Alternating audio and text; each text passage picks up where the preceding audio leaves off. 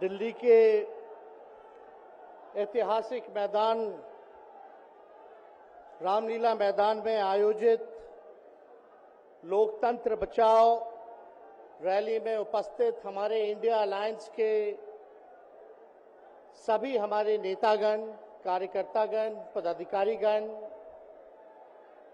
दिल्ली, पंजाब, बिहार से आए हुए सभी हमारे अभिभावक, बुजुर्ग, माताएं, बहनें और नौजवान युवा साथी, आप सबका इस रैली में हम स्वागत करते हैं। आप सब लोगों का अभिनंदन करते हैं।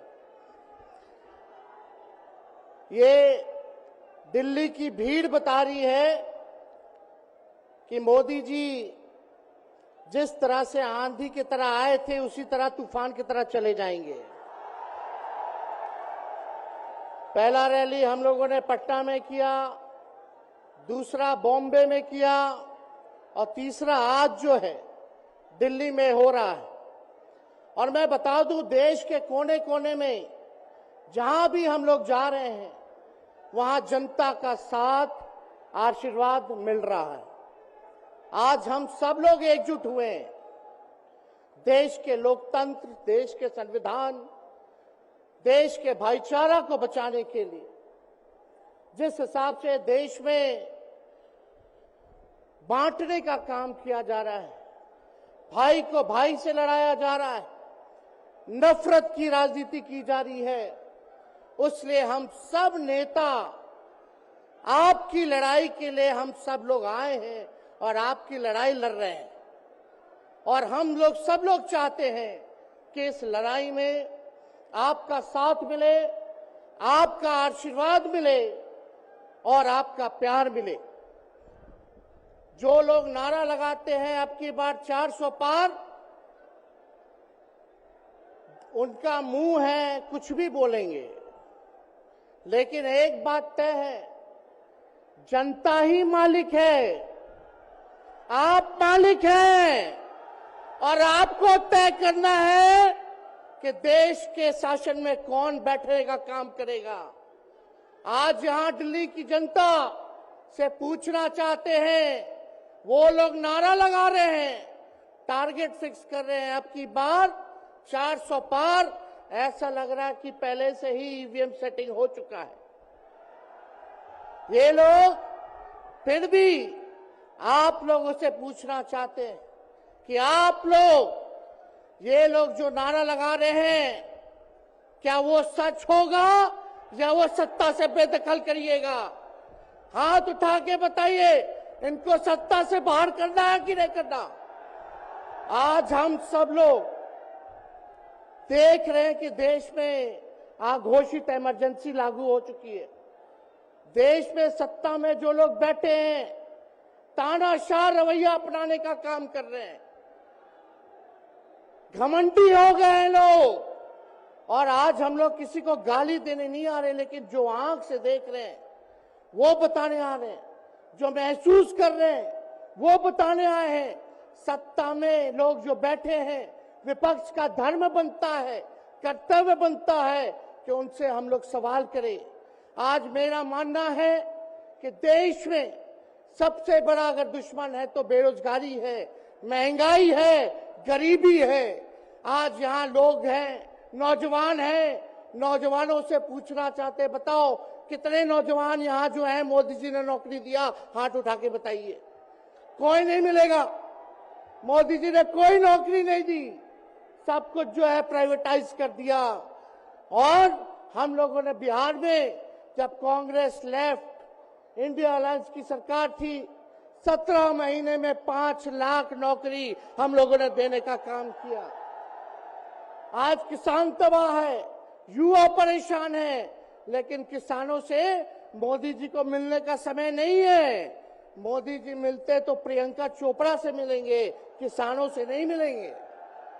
अक्षय कुमार को इंटरव्यू देते थे पिछले चुनाव में, इस बार बिल गेट्स को बुला करके इंटरव्यू देने का काम कर रहे हैं। लेकिन किसानों की समस्या कैसे हल होगी ये नहीं बता रहे। किसानों से उन्होंने पिछले चुनाव में वादा किया था कि उनका आय दुगना करेंगे। आज किसानों पर मोदी जी ने तलवार चलाने का काम किया है, जो हमारे अन्नदाता हैं। इसलिए आप सब लोग जब आवाज उठाते हैं, तब मोदी जी और उनकी जो सेल है पार्टी की, उस पार्टी का सेल में कौन है? ईडी है, सीबीआई है, इनकम टैक्स है। लालू जी को तो कई बार सताया गया, मेरे ऊपर मुकदमा किया गया, मेरी मां पर, मेरी बहनों पर, मेरे जीजाओं पर, मेरे पिता के जितने संबंधी थे सब पर केस मुकदमा किया। अभी बिहार चले जाइए, कई हमारे नेताओं पे छापेमारी चल रही है, कई जगह ईटी का रेड चल रहा है, आईटी का रेड चल रहा है, लेकिन हम लोग घबराने वाले लोग नहीं। आज देश में जिस हिसाब से हेमंत सोरेन जी को और अरविंद केजरीवाल को गिरफ्तार करने का काम इन बीजेपी के लोगों ने किया है, तो उनको हम बता दें कि इनके गीदड़ भपकी से हम लोग डरने वाले नहीं हैं। हम लोग संघर्ष करने वाले लोग हैं, और पिंजरे में तो शेर ही को कैद किया जाता है। सब लोग शेर हैं, आप लोगों ने ताकत दिया है, आपकी लड़ाई हम लोग लड़ रहे हैं। कंस राज आप लोगों ने देखा होगा, जब कंस को किसी से तकलीफ होती थी, डर लगता था, तब जेल में लोगों को बंद कर दिया जाता था। लेकिन जेल जाने से यहाँ कोई डरने वाला नहीं है। कितने लोगों को जेल भेजोगे? लेकिन जब जनता जब जवाब देगी, जब वोट का चोट दीजिएगा, तो मोदी जी हाथ मलने का काम करेंगे, सत्ता से बेदखल हो जाएंगे। इसलिए ये अपनी ताकत को पहचानिएगा। सब लोग चुनाव के समय आप सब लोग पोल कीजिएगा, वोट दीजिएगा, लोगों को भी वोट दिलाने का काम कीजिएगा। बीजेपी के लोग झूठ बोलने वाले लोग हैं। ये लोग यूरिया को भी चीनी बना देते हैं, ये लोग गोबर को भी हलवा दे करके परोस देते हैं, ये लोग आंख फोड़ करके चश्मा दे देंगे और फिर बोलेंगे देखो हमने चश्मा दिया। ये झूठी पार्टी है, इसलिए इन पे विश्वास मत कीजिएगा। मोदी जी कहते हैं कि उनका गारंटी मजबूत गारंटी है, गारंटी की बात करते हैं। हम बोलते हैं मोदी जी की गारंटी वैसी ही गारंटी है जैसे चाइनीज माल होता है, 2-4 बार इस्तेमाल करोगे और वो गारंटी जो है खत्म हो जाता है, टूट जाता है, खराब हो जाता है। तो जब तक चुनाव है तब तक ही मोदी जी की गारंटी है, बाकी कुछ नहीं।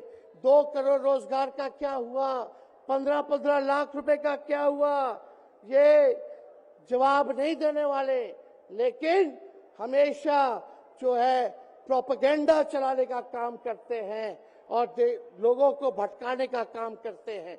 इसलिए आप सब लोगों को सावधान रहना पड़ेगा। इनके झूठ पे आप लोग विश्वास मत कीजिएगा।